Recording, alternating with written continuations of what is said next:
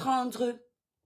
Je vais vous montrer ça après. Je lui dis donc que je vais prendre l'hôtel à Paris. Elle me dit qu'elle va dormir avec moi à l'hôtel. Je lui dis que maman, tu vas dormir encore avec moi à l'hôtel, comment? Puisque maintenant tu as quelqu'un dans ta vie, ce n'est plus comme avant. Elle me dit que Aka, elle insiste.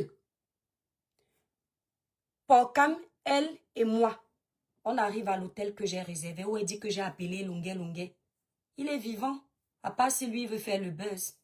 Si un jour j'ai déjà eu des idées saugrenues vis-à-vis de lui, en tout cas ce que tu as dit c'est vrai. Je suis amoureuse de lui, les hommes sont finis. Elle arrive donc à l'hôtel avec moi où elle me manque, elle va dormir avec moi. Qu'est-ce qu'elle fait? Elle entre à l'hôtel, Porcam, elle et moi, on cause. C'est quand elle se couche devant, comment dire, elle prend le côté porte de l'hôtel, elle se couche. Elle nous annonce qu'elle ne va pas dormir, qu'elle va partir vers 1h du matin. Je n'ai pas trouvé ça chelou. Enfin, bizarre, quoi. Vous entendez, non? Je ne suis pas plus psychopathe que celle qui dit que j'ai pris son sang pour aller lui faire la sorcellerie. Elle verse son sang là sur la place où je vais dormir. Et après, quand elle a fini de verser son sang, elle se lève. Elle dit qu'elle part. Après, elle regarde sa vie comme Porcam a vu. Elle dit, excuse-moi, ma, j'ai eu un accident avec mon truc. L'instinct féminin protecteur, parce qu'il y a un homme dans la chambre, me fait lui dire que ouais, ma, ce n'est pas grave. Je lui ai dit, ce n'est pas grave, ça peut arriver pour la protéger du regard de Porcam, parce que à l'instant, je suis innocente. Enfin, je ne comprends pas. Je vais bien vous expliquer. Elle se lève, elle part. Merde. Moi, je sais que je suis tellement pudique. Mon sang, quelque part, je vais d'abord le laver pour respecter la personne. C'était tout un gros tas de sang comme ça. C'était pas une goutte. C'était tout un tas, au moins une main. Je ne sais pas si quand ça coulait, elle n'a pas vu. Elle se lève, elle dit qu'elle ne dort plus. Elle appelle son gars pour venir la chercher. Quelqu'un qui a dit qu'elle va dormir dans l'hôtel avec nous. Elle vous a raconté l'histoire du sang là tout à l'heure sur YouTube. La dernière fois, je vous ai dit que je ne sais pas si je dois vous raconter ça. Parce que je n'étais pas sûre que mon pasteur aurait voulu que je raconte ça. Oui, toi tu as les marabouts, moi j'ai les pasteurs, ma chérie.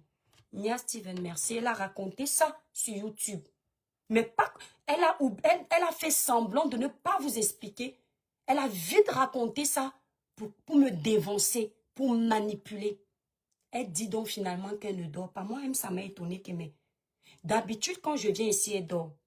Et quand je l'ai eu au téléphone, je lui ai dit que mais maintenant tu as un chéri, pourquoi tu ne dors pas avec lui? Elle m'a dit, Aka, c'est quoi, il est trop cool. Bref, c'est qui est de son way. Elle m'a dit que le Joe là est trop coco. Vous savez un peu comment sont les moukas là? D'accord? Vous savez un peu comment sont les... Même sa mère à l'âge coupé, fermez vos bouches, ne faites pas semblant. Sa mère n'a jamais 50 ans, elle a plus que 50 ans. Arrêtez vite vos mensonges là qui n'ont ni queue ni tête. Elle est née en 87. Elle aura bel et bien 39 ans au mois de juin. Donc, je reviens sur mon histoire. Les éléments perturbateurs sont là pour essayer de raconter des balivernes. Et finalement, elle décide, elle dit qu'elle ne dort plus. Moi-même, je suis étonnée. Elle appelle son chéri qui vient la chercher. Une fois qu'elle a versé le sang sur mon lit, son chéri vient la chercher. La famille, Porcam aussi décide de partir. Je pars me brosser les dents. Quand je sors de la salle de bain, mon regard part. Je suis une chrétienne que vous ne le vouliez ou pas. Même si je ne vois pas le danger à l'instant, celui qui est au-dessus de moi me prévient tout de suite. Je dis bien, quand ça s'est passé, je n'ai pas eu d'idée saugrenue. Je ne me suis pas dit que tu peux me faire du mal. Je n'ai pas eu d'idée saugrenue.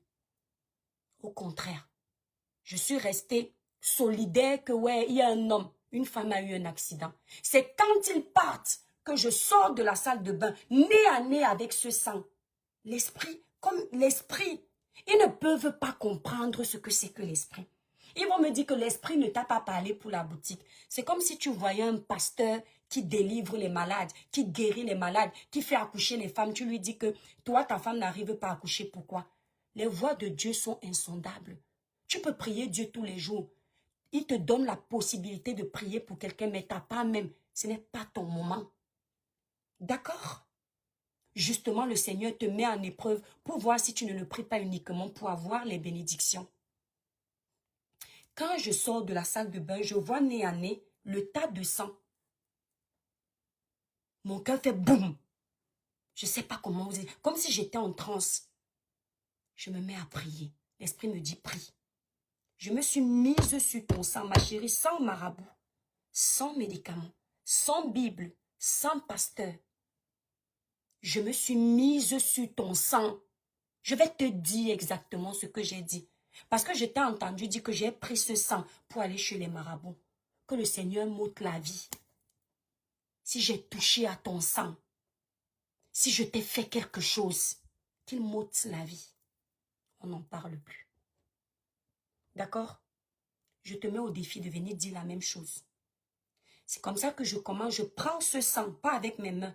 Je prends ma main, je ferme mes yeux et je dis, Seigneur, je suis venue à Paris sans arrière-pensée. Si cette fille est venue verser son sang, me laisser avec son problème de fuite de sang, je déclare au nom puissant de Jésus que c'est nul et sans effet. Je brise tout ce qui peut avoir été dit ou pensé sur ce sang ou fait pour que je dorme dans ce sang. J'ai détruit tout ce que tu aurais pu faire sur moi. Et j'ai dit, au nom puissant de Jésus, je renvoie à l'expéditeur. J'ai dit, si ce sang que cette fille a déposé sur ce lit, pour me laisser dormir dans ça, et elle sort éternelle, je suis venue à Paris sans arrière-pensée. Tout ce qui a été dit, qui aurait été dit, je renvoie sur elle au nom puissant de Jésus. J'ai dormi. Tu fais exprès de vite venir dire aux abonnés que quand je suis partie de Paris, tu ne vendais plus. La famille, demandez-lui combien je faisais en chiffres. Je vendais plus qu'elle. En cosmétique, je vendais plus qu'elle. Tous les mois, on regardait nos chiffres. Elle a vendu avant, mais je vous dis que même vendre un moment, même 2000 € en cosmétique, elle n'arrivait pas.